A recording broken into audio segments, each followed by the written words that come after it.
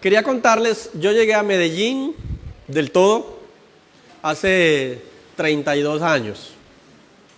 Vine a estudiar al Seminario Bíblico de Colombia en Robledo. Había venido antes, la primera vez que vine fue en el 84, estaba pequeñito. Ese año yo les conté, creo que les conté la experiencia que ese año, en el 84 que vine, me llamó siempre la atención el edificio Coltejer. Cuando estaba allá en el campo que empecé a ver televisión, yo conocí la televisión ya grandecito. Entonces, el edificio Coltejer siempre me llamó la atención y yo lo veía lejísimo de conocerlo. Pero bueno, al final en el 84 lo conocí. Y en ese tiempo no había mucho carro, no había pues todo lo que hoy hay en el centro. Las personas que vendían cuestiones de bisutería y de todos estos manillas y eso, lo ponían en el piso, ¿cierto? Y yo iba caminando mirando el edificio y caminé sobre eso, no me he dado cuenta por estar mirando el edificio. Yo sentí que algo pisaba, pero no me di cuenta que era que me había montado sobre las cosas que ponen los vendedores de eso, por estar mirando al edificio que por fin lo conocí, lo había conocido. Y de ahí en adelante el edificio Coltejer para mí fue un lugar, pues el lugar de referencia. Cuando yo llegué a vivir ya del todo en 1992 a Medellín, a estudiar, venía al centro a comprar, a hacer algunas compras personales o a conocer. Yo siempre colocaba al edificio Coltejer como el punto de referencia. Entonces yo me bajaba en el bus, que en ese tiempo los buses de Robledo creo que todavía siguen por ahí cerquita. Uno se baja ahí, entonces trataba de no alejarme mucho del edificio Coltejer. Entonces siempre que caminaba 1 o 2 cuadras miraba a ver si lo veía. Si no lo veía, el miedo que me daba era horrible porque me perdí, Dios mío, en el centro, ¿cierto? Entonces el edificio Coltejer siempre fue ese punto de referencia. Tenía un punto de referencia secundario que es el edificio del café, del Banco Cafetero, que en ese tiempo existía el Banco Cafetero.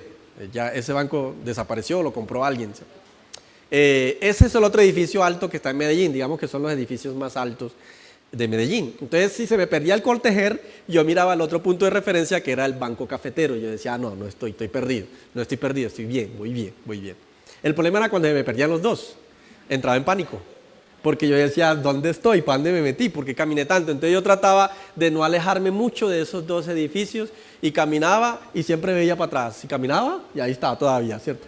Y se me perdió, aquí está, aquí desapareció, aquí está. Entonces no me alejaba mucho. Era como ese punto de referencia para mí que no permitía que yo me perdiera. Lo buscaba. Y normalmente cuando alguien venía nuevo también yo le decía, voy para el centro, pero que no se te pierda el edificio Coltejer. Siempre le daba ese consejo a alguien que venía por primera vez al centro, pero que no se te pierda el edificio Coltejer.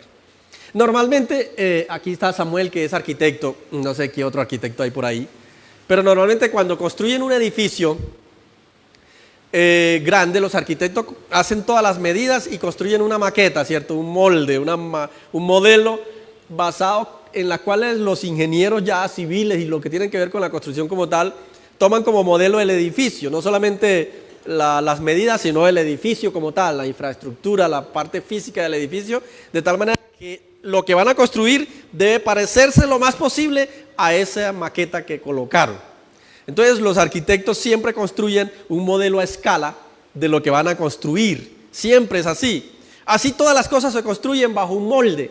Por ejemplo, ustedes ven esto bonito, pero esto bonito que hay acá, no es que alguien empezó a hacerle la lámina así y luego así porque eso es imposible, ¿cierto? Estas cosas normalmente, inclusive esto es vaciado, hasta esto, yo pensé que algunas son atornilladitos, pero esta es enterita. Esto sí está bien hecho. Que hay veces que tiene un tornillo aquí, que a veces cuando uno empieza a cocinar se oxida y empieza a caer óxido al arroz. ¿Ustedes no han comido arroz oxidado? Bueno, eso que Coca-Cola, no, eso es pura mentira, es un tornillo oxidado. Que arroz de Coca-Cola, no, eso es para tapar el óxido que le cayó a eso. Que arroz de espagueti chiquitico, delgadito, no, eso es para tapar eso. En todo caso, esta sí es muy confiable. Esto es un molde. Normalmente vacían esto es ¿qué? Aluminio, no, acero inoxidable, ¿cierto? vacían el acero inoxidable en un molde que hacen y luego bajo todo un proceso lo destapan y ya queda pues el molde. Obviamente esto luego lo pulen afuera, pero el molde, hacen un molde para que esto quede a la perfección. Y así sucesivamente, muchas de las cosas que uno ve es, primero construyen un molde en la cual se vacía o vacían los elementos, si es plástico, si es hierro, lo que sea. Entonces se construye bajo un molde y ese molde sirve como el elemento para guiarse en la construcción de esto. Por ejemplo, los pintores. ¿Qué hace un pintor cuando quiere construir un paisaje?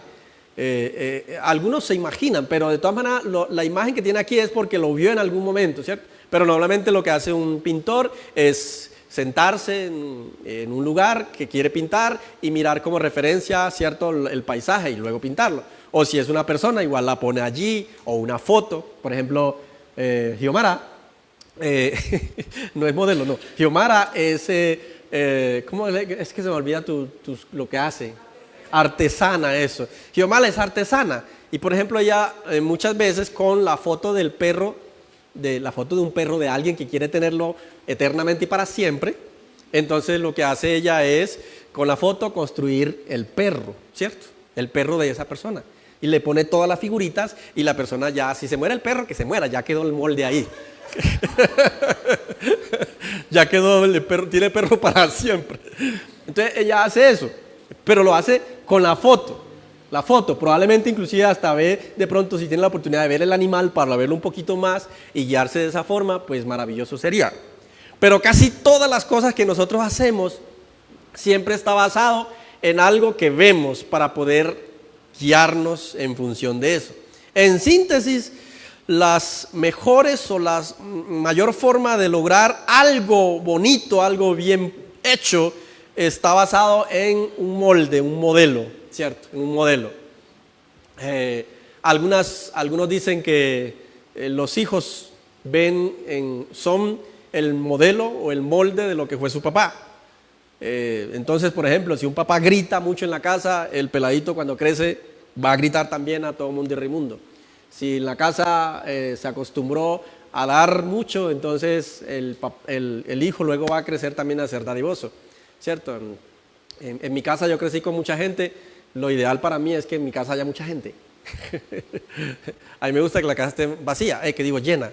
Pero obviamente tengo el caso contrario que me frena eso, ¿cierto? Pero, por ejemplo, en mi casa yo les contaba muchas veces que uno se comía primero la presa porque mi papá y mi mamá que están aquí, si venía una visita, pues ellos cogían la presa para dársela a la visita. Entonces uno prefería comerse el arroz solo. Los estoy acusando aquí delante de ustedes de violencia intrafamiliar. Entonces uno trataba de comerse rápido la presa porque si venía una visita, adiós presa que te vi. Entonces uno se comía la presa y luego se comía el arroz solo, no importa, pero ya me comí la presa. El que llegó, de malas, que no trajo la presa de una vez. Entonces, en ese sentido, la idea era que nosotros normalmente seguimos moldes, seguimos modelos. Los influencers hoy ejercen un poder grande en la nueva generación. Negativamente, por cierto, ¿cierto? Mucha gente ha renunciado al trabajo. Yo a veces estoy siguiendo unos grupos que vienen paseando por el mundo en unas buseticas que renuncian al trabajo y viajan por el mundo, ¿cierto? Hay dos parejitas que estoy siguiendo su proceso. Y ahora me doy cuenta que hay un poco de gente renunciando a su trabajo porque a algunos se le ocurrió que le está yendo bien con eso. Entonces ya hoy tiene 2 millones de seguidores y entonces ya no se ganó la plata. Entonces las personas están renunciando para meterse en un carrito y andar el mundo por eso. A algunos les está yendo mal. Pues porque no. ¿Qué es lo que hace la gente muchas veces cuando se va para el extranjero? Porque a alguien allá le está yendo bien, entonces llama al fulano acá y le dice, vente para acá, que me está yendo bien, que no sé qué. Y entonces esa persona le sirve de modelo a este otro para decir, bueno, si a aquel le está yendo bien, yo me voy para allá porque a mí también me va a ir bien. Resulta que no siempre es así. Entonces, porque siempre tenemos como unos puntos de referencia, unos moldes, unos modelos a la cual seguir. Ahora, vamos a traer eso al punto de referencia nuestro. Cuando yo les pregunto a ustedes, ¿quién es el punto de referencia nuestro en la vida cristiana, ustedes responderían que es Cristo, ¿cierto? Y tienen toda la razón, Cristo. Pero no siempre fue así. O sea, Dios o Cristo no pudo ser siempre nuestro punto de referencia. ¿Por qué? Porque en su divinidad, Dios en su divinidad o en su majestad y gloria, pues está en otro nivel diferente al que estábamos nosotros. Recuerden que nosotros por causa del pecado fuimos destituidos de la gloria de Dios. Todos nos hemos apartado, dice la Biblia. Entonces nosotros estamos en un nivel de pecado, en un camino de pecado, pero Dios va en un nivel de santidad y de majestad y de gloria. Entonces Él no puede ser nuestro modelo porque no da. O sea, nuestro modelo, nuestro nivel aquí de pecado no da para ajustarnos a ese modelo divino. Entonces, ¿qué es lo que sucede? Que el Dios de la gloria, el Dios de la majestad, se despoja de eso y se baja a nuestro nivel para que sí pueda ser nuestro modelo. ¿Sí entienden la jugadita que hace Dios ahí? Para que Él pueda ser nuestro modelo, Él se baja, se despoja de eso y baja a nuestro nivel y se hace como nosotros para que podamos ser guiados por eso. Entonces, eso no lo digo yo. Ahora, ¿qué es lo que sucede? Nosotros estábamos perdidos. La Biblia dice que nosotros estábamos perdidos en nuestros delitos y pecados. ¿Sí? Cada uno de nosotros en algún momento estuvimos perdidos en nuestros delitos y pecados. Normalmente cuando alguien se pierde, ¿qué es lo que hace? En estos días invité a Neo a la casa y se perdió. Y era creo que la segunda vez que va, ¿cierto? Entonces ella me llamó, pastor, no encuentro la casa. Y entonces le pregunté, ¿dónde estás? Mejor dicho, quédate ahí porque si se sigue moviendo, pues se sigue perdiendo. Entonces lo que hice fui yo salir de mi casa y encontrarme con ella, irla a buscar a ella para que ella no se perdiera. Y luego la cogí de la mano, la amarré para que no se perdiera. Sígueme. Entonces ella luego se vino conmigo para mi casa, pero ella iba conmigo. ¿Por qué tenía la seguridad de que iba para mi casa? De que no me iba a perder yo, porque yo conocía dónde era mi casa. Y ella estaba segura de que al lado mío iba a llegar a mi casa. Exactamente eso es lo que hace Jesús. Nosotros perdidos, Él sabe dónde está, dónde es el propósito, dónde es el Padre. Lo que hace es bajarse para encontrarnos y luego ir con nosotros, caminar hacia la reconciliación con el Padre, a la reconciliación con Dios. Eso fue lo que hizo Jesús, para que ahí es donde Él se convierte en modelo. No acá arriba, porque en su divinidad y majestad Él no podemos, Él no puede ser modelo, pero se convierte en modelo cuando Él se baja y empieza a buscarnos y a caminar con nosotros. ¿Qué dice Filipenses 2, 5 al 8?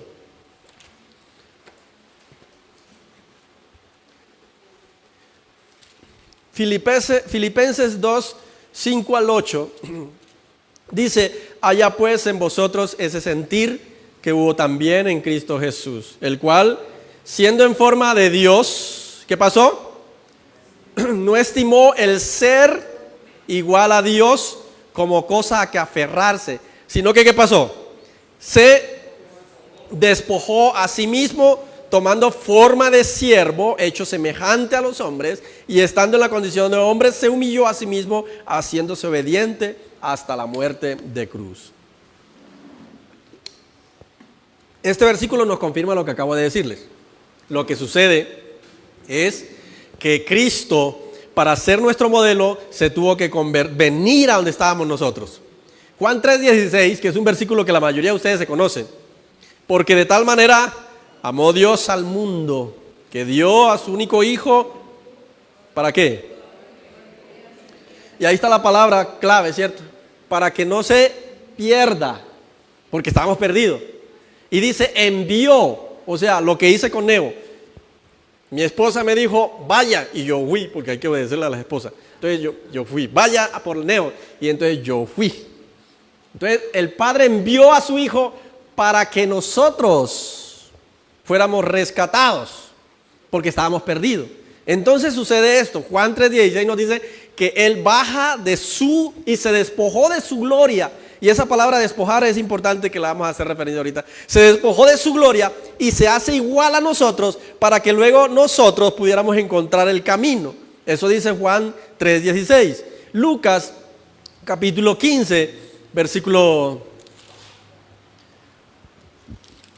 4. Dice: ¿qué hombre de vosotros teniendo 100 ovejas se pierde una de ellas? ¿No deja las 99 en el desierto y va tras la que se perdió? Esa es la parábola de la oveja perdida, muy conocida también por ustedes. Este es el tapaboca, no encuentro un pañuelito. Entonces, 15:4 también dice que Cristo fue por nosotros como oveja perdida. Juan capítulo 14, Juan 14:6 dice: Jesús dijo: yo soy el camino y la verdad y la vida, nadie viene al Padre si no es por mí. Otra vez, yo soy el camino, la verdad y la vida, nadie viene al Padre sino por mí. Es decir, yo soy el camino, Él es la guía. Entonces, ¿qué fue lo que hizo Jesús entonces con nosotros? El proceso de subirnos, el proceso de encontrarnos con el Padre. Él hizo dos cosas fundamentales. Tomándolo Cristo como nuestro modelo, Cristo como nuestra referencia, gracias. Cristo como nuestra referencia. Lo primero es que Él nos mostró el camino, ¿cierto? Primera cosa, ¿nos mostró qué? ¿Nos mostró qué? El camino. La segunda cosa que Él hizo es, nos mostró cómo debemos caminar. O sea, Cristo lo que hace es bajarse para mostrarnos el camino, para decirnos: este es el camino que vamos a seguir. Pero no solamente nos mostró el camino, sino que nos mostró cómo debemos caminar. Yo no sé, alguna vez usted le ha preguntado a alguien, usted estando perdido, ¿dónde queda tal cosa? Y usted queda más confundido ahora que cuando no preguntó no hizo la pregunta. Porque él empieza a decirle: tome a mano derecha, voltea a la mano izquierda, allá hay una tienda, más adelantico hay otra cosa, voltea a la mano derecha, siga un poquito, 3 casitas más o menos, ahí se para y mira, al frente hay una panadería, detrás de la panadería está una calle que lo lleva derecho a la otra cuadra de donde usted debe voltear. Y usted queda confundido con todas esas señales. Usted dice: no, definitivamente no hubiera preguntado. Esa es la forma de mostrar el camino. Pero Cristo no solamente mostró el camino, sino que Él mostró cómo debemos caminar. Es decir, caminó con nosotros. Él caminó con nosotros. Hay un pasaje en la Biblia que dice que las ovejas oyen mi voz y me siguen.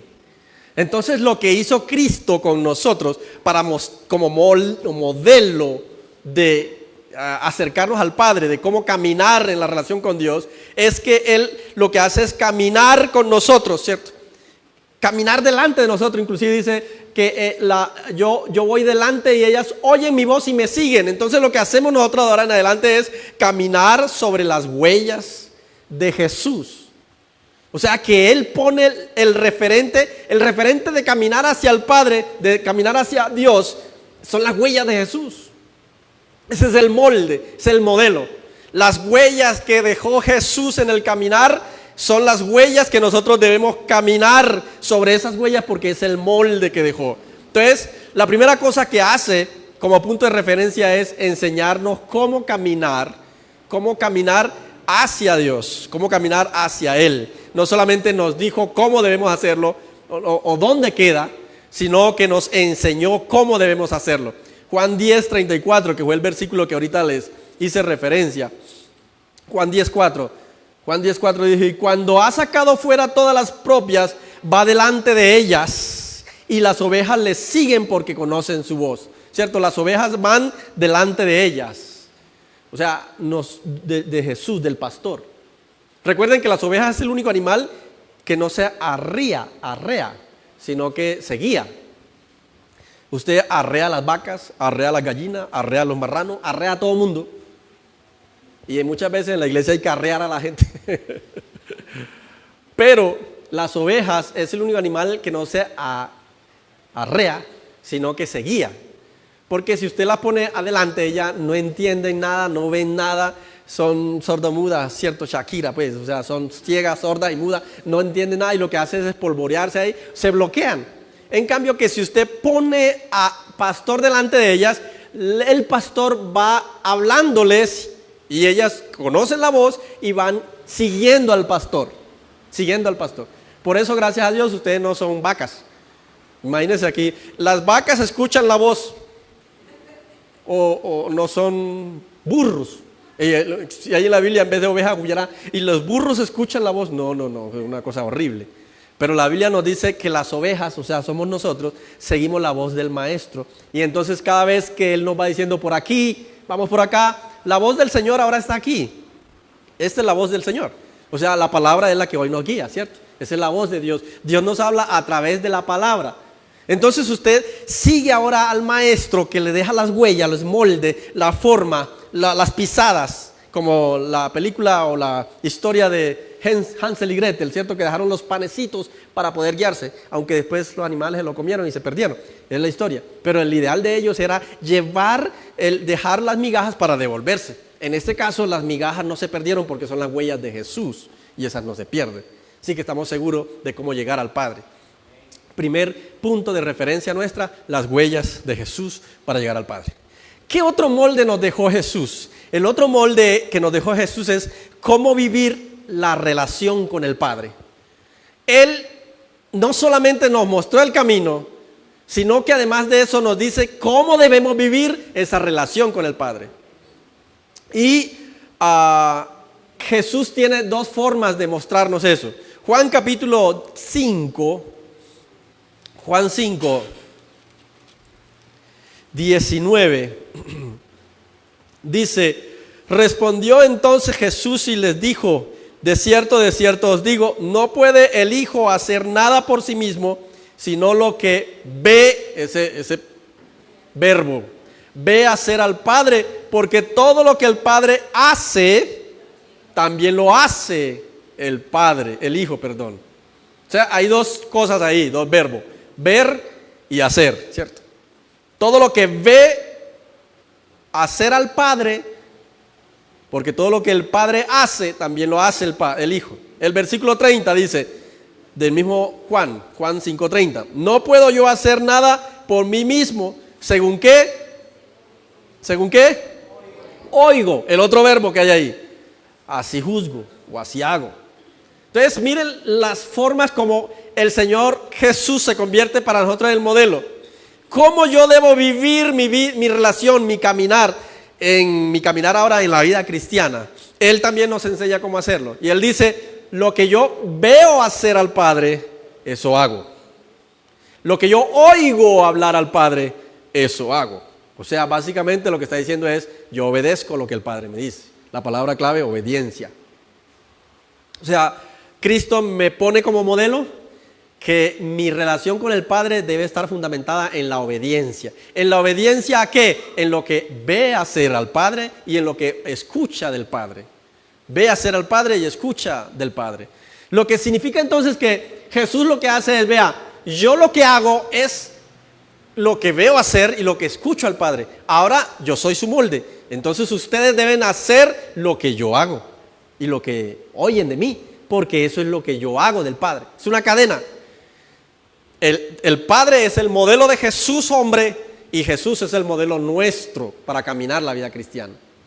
Todo lo que Jesús vino a hacer fue para mostrarnos cómo debemos vivir una vida cristiana. No fue más nada. Todo lo que Él hizo, todo lo que Él dijo, todo lo que nos mostró, lo hizo en función de ser el modelo de cómo yo debo vivir una vida cristiana para algún día encontrarme con el Padre, con Dios. Así que en ese sentido, cómo vivir la vida cristiana nos los enseña la palabra del Señor. Juan 15, 14 y 15 también nos referencia a eso. Dice, vosotros sois mis amigos si hacéis lo que yo os ¿qué? Ya no llamaré siervo porque el siervo ya no sabe lo que hace su Señor, pero os he llamado amigos porque todas las cosas que oí de mi Padre os he dado a conocer. Ahí está el modelo. Yo lo que Él escuchó, no se quedó Él con eso guardado, sino que nos los comunicó a nosotros aquí. Así que ya no tenemos excusa. Pero es que Jesús escuchaba al Padre ahí, claro. Él lo escuchaba, pero todo lo que escuchaba nos lo decía a nosotros. Y ahora quedó aquí escrito en la palabra. Así que dice, ahora vosotros sois mis amigos. y los amigos son los que andan juntos, son los que caminan juntos, dice, si hacéis lo que yo os mando, o más bien, lo que yo os le digo que van a hacer. Ese es el modelo que Cristo nos dejó en función de nuestra relación con Dios. Entonces, ¿cuál es el modelo? La obediencia. La vida cristiana se vive bajo el principio de la obediencia. Obedecer lo que el Padre me dice y hacer lo que veo del Padre. ¿Y dónde está lo que dijo el Padre? Aquí. ¿Y dónde está lo que hizo el Padre? Aquí. Básicamente se fundamenta que todas mis acciones deben de estar relacionadas con lo que está aquí en la palabra de Dios. Amén. Y por último, y esto es lo más difícil, o lo menos práctico más bien, lo menos practicado.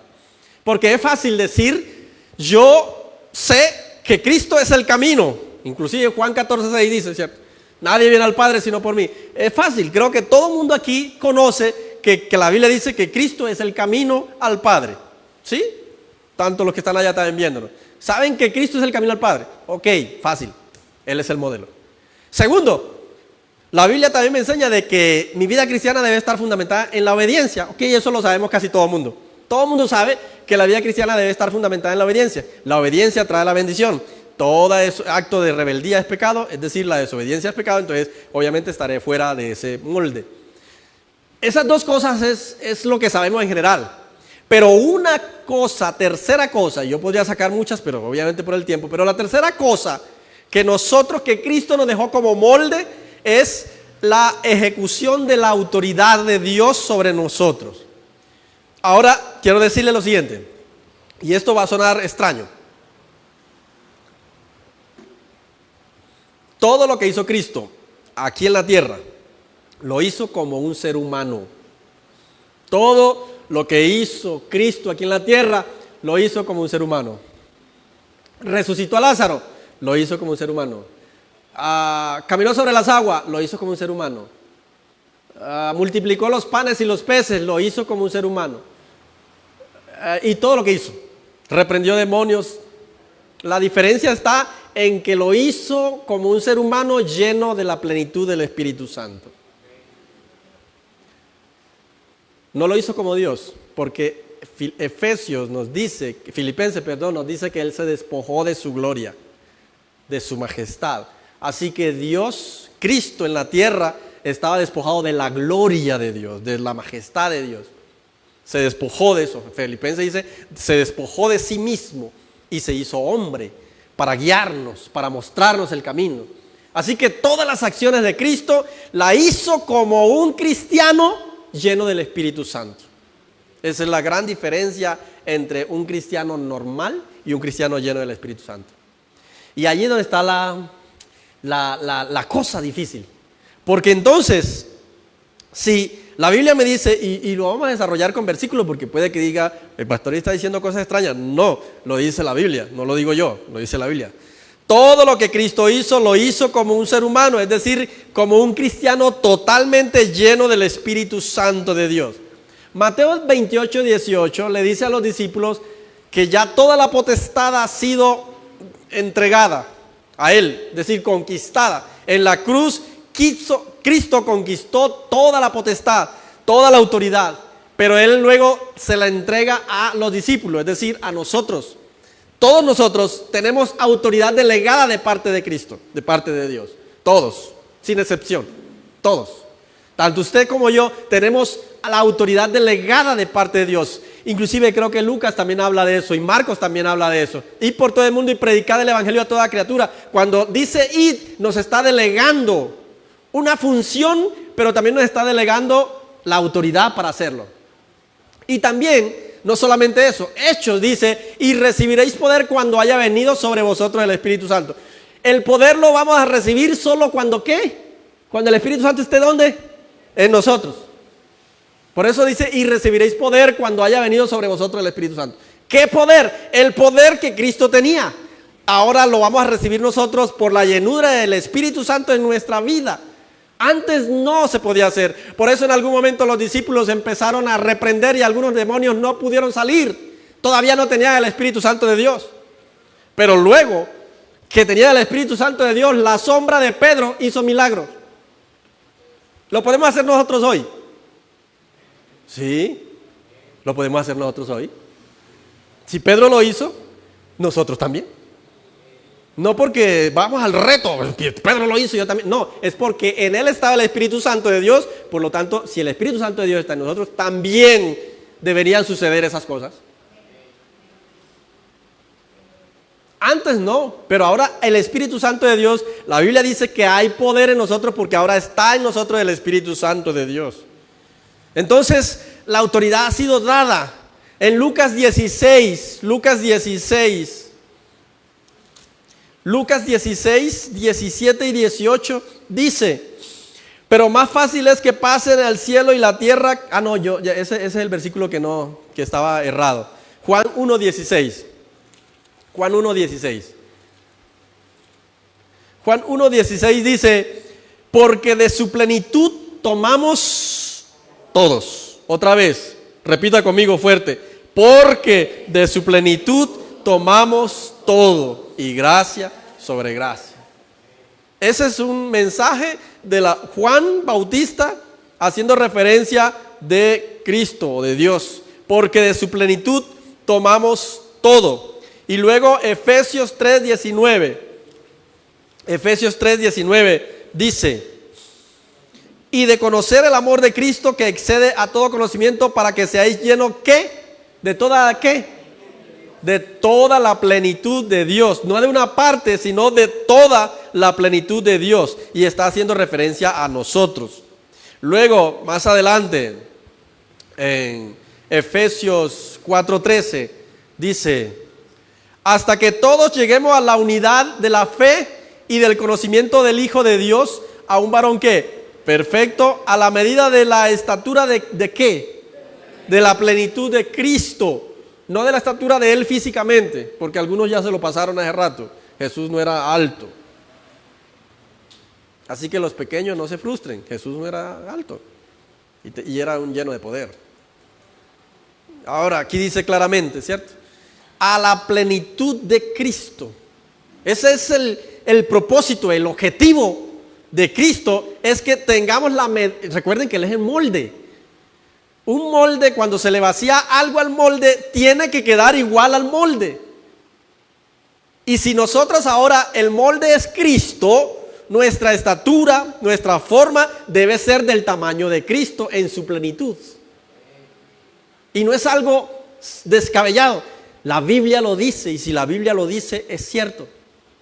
Por eso el apóstol Pablo, cuando dice, y eso nos enseñó el pastor Marcos hace 15 días, ya no vivo yo, sino que Cristo vive en mí. Pablo sí entendía ese término claramente. Pablo sí lo vivía. Pablo sí lo tenía en su mente. Ya no vivo yo, sino que Cristo vive en mí. Es decir, ya no vive la debilidad de Pablo, sino que ahora vive la plenitud de Cristo en mí. Y por eso Pablo hizo lo que hizo. Muchas de las obras de Cristo, Pablo las hizo. Pablo resucitó muertos. No resucitó a algún muerto por ahí. Una que se cayó y la resucitó. Lo que pasa es que no registra muchos milagros, pero Pablo hizo muchos milagros. Uno de ellos por allá en la isla Malta.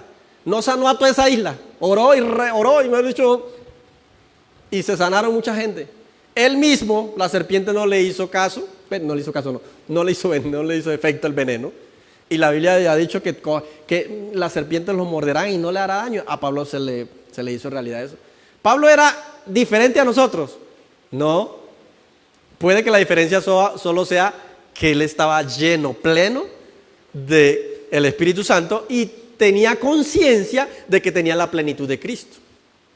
Que creo que es lo que nos falta a nosotros. Puede que estemos llenos del Espíritu Santo, pero no tenemos la conciencia, esa conciencia de que tengo ahora la plenitud de Cristo, y en función a la plenitud de Cristo yo debo actuar.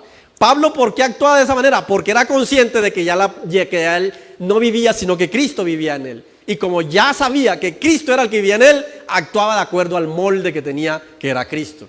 Entonces él no le daba miedo reprender un demonio, sanar un enfermo, a hacer cualquier otra cosa, porque era consciente de que la plenitud de Cristo estaba en él. A veces nos debilita más el miedo y el temor, ¿cierto? Hay un demonio, ay no, qué miedo. Pablo no hubiera hecho eso, Pedro tampoco, ninguno de los discípulos, sino que hubiera dicho, a ver pues, ¿qué es lo que pasa ahí, diablo mentiroso? Se enfrentan de una vez. Pero nosotros no, hay que llamar a Julano y a Julano para que, o hacer 10 días de ayuno para, de aquí que usted haga los 10 días de ayuno, el pobre Julano se murió, lo mató el demonio. No, Pablo decía que él tenía la plenitud de Cristo todos los días de su vida, 24 horas al día, totalmente, porque ya Cristo vivía en él siempre. No tenía que prepararse para hacer algo, porque él permanecía. Cuando uno tiene la plenitud de Cristo, uno siempre anda preparado. Amén. Así que eso es lo que tenemos que hacer hoy, conciencia de esa realidad. Colosenses 2:9 dice, porque en Él, o sea en Cristo, habita corporalmente toda la plenitud de la deidad. Y luego el versículo 10 dice, y vosotros estáis completos en Él. Esa es una belleza. En Cristo está corporalmente toda la plenitud de Dios. O sea, Cristo está lleno de la plenitud de Dios. Y luego el versículo dice, ustedes están completos en Cristo. Ustedes están completos en Cristo. Básicamente lo que nos está diciendo es, tenemos la plenitud de la deidad. Hay poder y autoridad en nosotros. Hay poder y autoridad en nosotros. Eso lo dice la Biblia. Y nosotros somos conscientes de que Él es el camino y de que debemos vivir en obediencia. Pero estamos desaprovechando algo fundamental en nuestra vida cristiana, y es ejercer la autoridad que Cristo nos dio.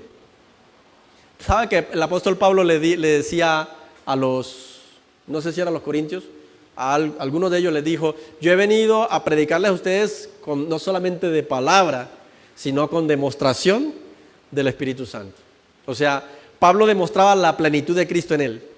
Predicaba aquí y luego también empezaba a demostrar la plenitud de Cristo en la vida, con milagros, con señales y prodigios. No fundamentando o no haciendo de los milagros el fundamento de nuestra fe, porque el fundamento de nuestra fe es la palabra de Dios. Recuerden que la fe viene por el oír la palabra de Dios. Pero la autoridad, el ejercicio de la autoridad es necesario hacerlo. Quiero terminar con Juan 14:12.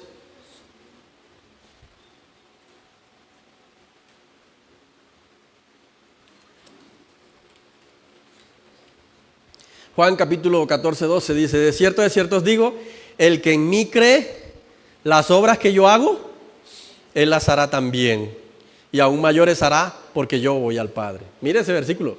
O sea, ese versículo le pone el sello a lo que le estoy diciendo. No lo escribe ni siquiera un discípulo, lo dice el mismo Jesús. De cierto os digo, el que en mí cree, las obras que yo hago, es decir, lo que Él ha hecho ya, sanar enfermos, reprender demonios, multiplicar los panes, caminar sobre las aguas. Si la Biblia dice que yo puedo hacerlo, hasta caminar sobre las aguas podría, si tuviera la conciencia de la plenitud de Cristo en mi vida. Dice Él que yo las puedo hacer, y va más allá, y dice, y aún mayores, y aún mayores.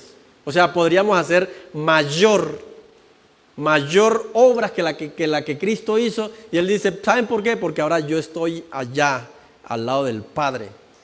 Entonces, miren todas las herramientas que tenemos, mis queridos hermanos, y yo creo que estamos, esa parte del molde, esa parte del punto de referencia, es la que está debilitada ahora en nuestra vida. Sí, Señor. Reflexionando sobre el asunto, tenemos claro que Él es el camino, porque lo dice. Tenemos claro que tenemos que obedecer para llegar al cielo, pero a veces se nos desdibuja ese otro molde que Cristo nos dejó, que es la autoridad ejerciéndola. Yo puedo ser cristiano, a orar mucho, a hacer una cantidad de cosas, es decir, trabajar en el ser como cristiano, pero el ser es necesario que se evidencie en el hacer, y el hacer se ejerce a través de la autoridad. La autoridad es la que hace que usted sea, que el ser se vea.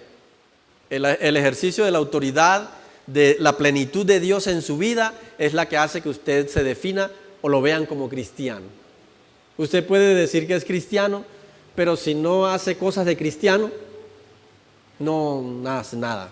Usted puede decir que tiene la plenitud de Cristo, pero si no hace cosas que evidencien que tiene la plenitud de Cristo, es solo palabras. Por eso esos tres elementos o esos tres moldes son esenciales. Cristo nuestro camino, Cristo como modelo, como obediencia, pero también Cristo como nuestro modelo de autoridad. El ejercicio de la autoridad, Cristo lo dejó claro para nosotros y Él mismo lo dijo. Es más, es el versículo más claro frente a nuestro modelo. Ustedes hacen lo mismo que yo y harán mayores cosas que yo. ¿Cuántos creen en eso? Amén. Pero tenemos que empezar a hacer la realidad. Tenemos que empezar a decir yo tengo la plenitud de Cristo en mí y ejercerán eso. No le tenga miedo a los demonios. Enfréntese porque ya usted tiene la autoridad delegada. No le tenga miedo a un enfermo. Ore por el enfermo porque usted tiene la autoridad delegada para eso. Cuando esté enfermo, la plenitud de Cristo, usted ore por usted, no tiene que llamar a nadie para hacerlo.